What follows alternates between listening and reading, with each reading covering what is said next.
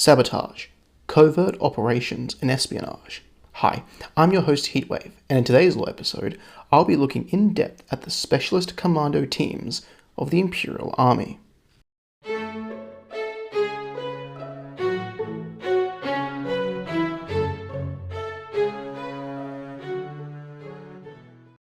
Kalyasioka. Yin sanchara ya boyasa. Nyochip. Menyenye post niechesemo. Payekiata. Teketo okestvi nocha. Welcome back to the Wings of Fire spin-off series, Empire of Pareena. In today's little episode, we'll be talking about the Imperial Army Commandos. The Imperial Army Commandos are the premium infantry that the Empire had to offer. The best of the best. They are rough, tough, resourceful, and very, very skilled. I'll be discussing their brief history, equipment, and organization, along with their impact during the War of the Red Sands. As I've mentioned in a few episodes, in 2134, the SSG, a pro-Soviet socialist nation-state occupying the wing of Pareena, marched on the Empire of Pareena in search of resources. They made a few gains in just this cycle alone, but by 2135, they began to be pushed back. Imperial Army High Command observed the deployment of two types of enemy troops. The first were simple rank and file. Their military was composed of about 82% conscript or penal forces. These Priznik, or Strafbak as they were called, were made up of the lower classes, criminal prisoners or political prisoners. They varied in effectiveness and willingness to fight, usually needing a blocking force behind them to prevent mass retreats. What these troops lacked in experience, they made up for the sheer amount of them that could be deployed. Before the war, the SSG was suffering from overpopulation.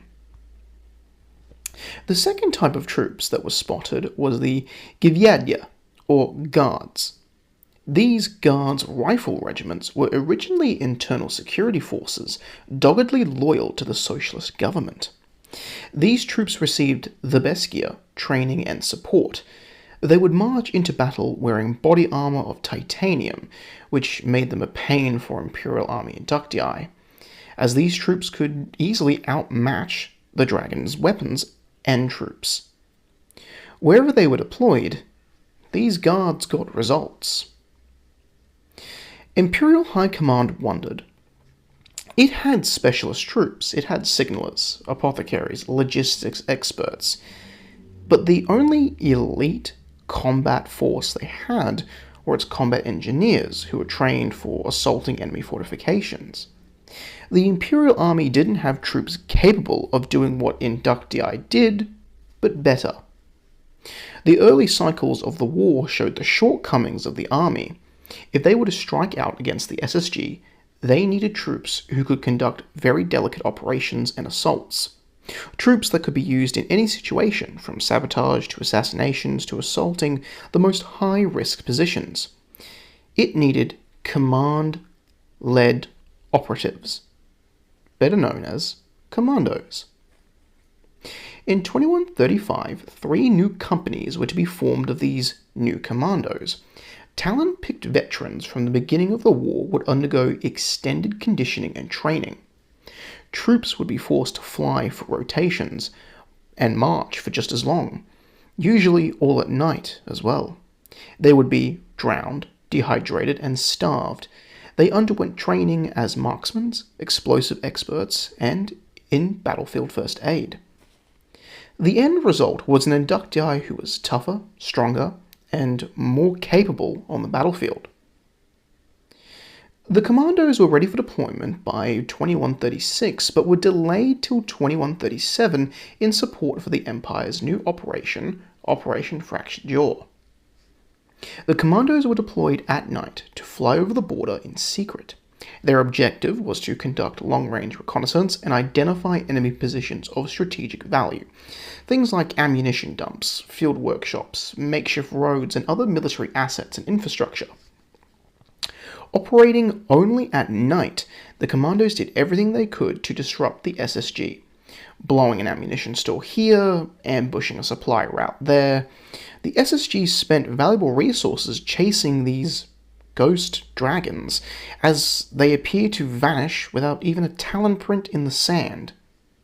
This began a mythos among the Commandos.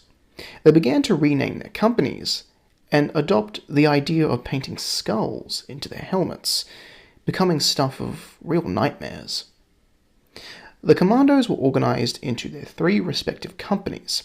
The whole formation was led by a simple HQ section which answered only to the Imperial High Command. Each company was actually only the size of a rifle platoon, with 2 commando sections of 10 commandos and a simple company HQ section. The 3 companies were later nicknamed Ghost, Spectre, and Phantom.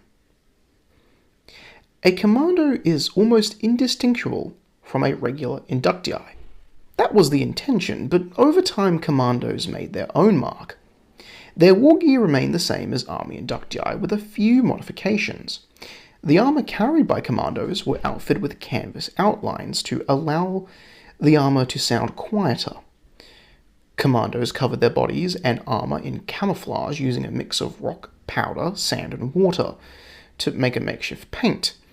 Their bakamas were stained darker with soot or dirt, and they painted skull markings on their helmets and bakamas.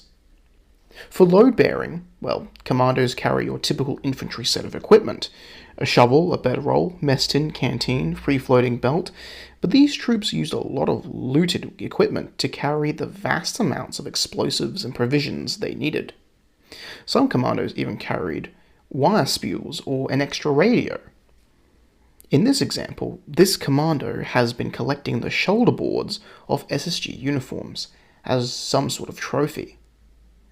For weapons, well, commandos carry anything that could go boom, from captured weapons and ordnance to lots of knives and blades.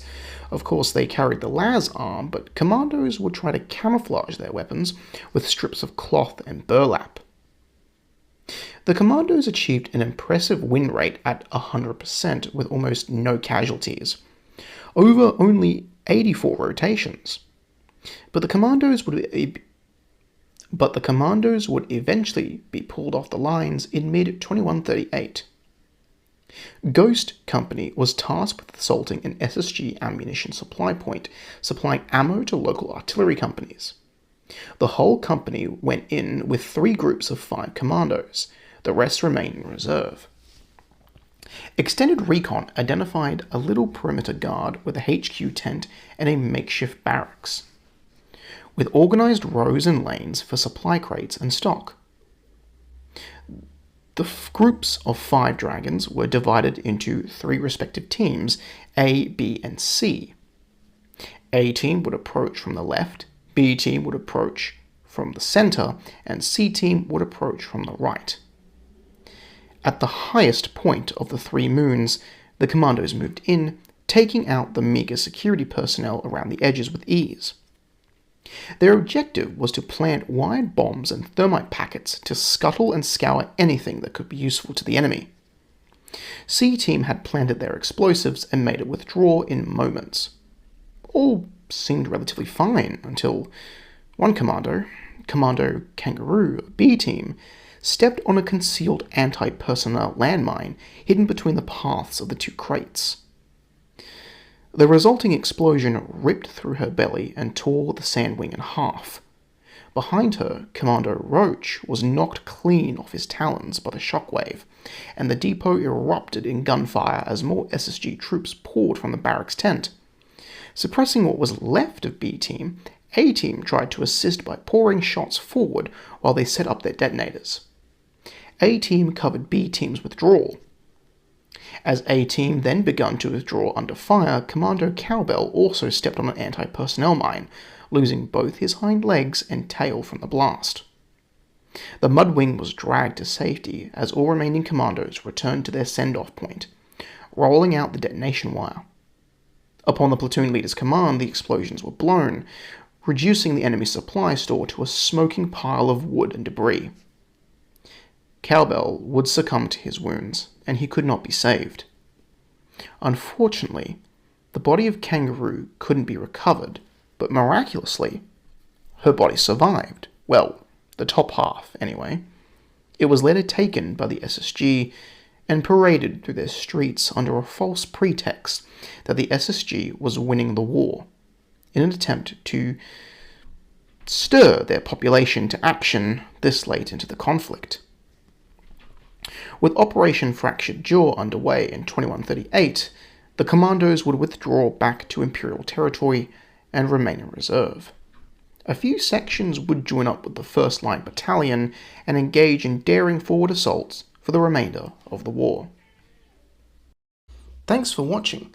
Please remember to leave a comment, like, or subscribe to help the algorithm present this content to a wider audience. And don't forget the channel goals with special rewards. This is Heatwave, signing off.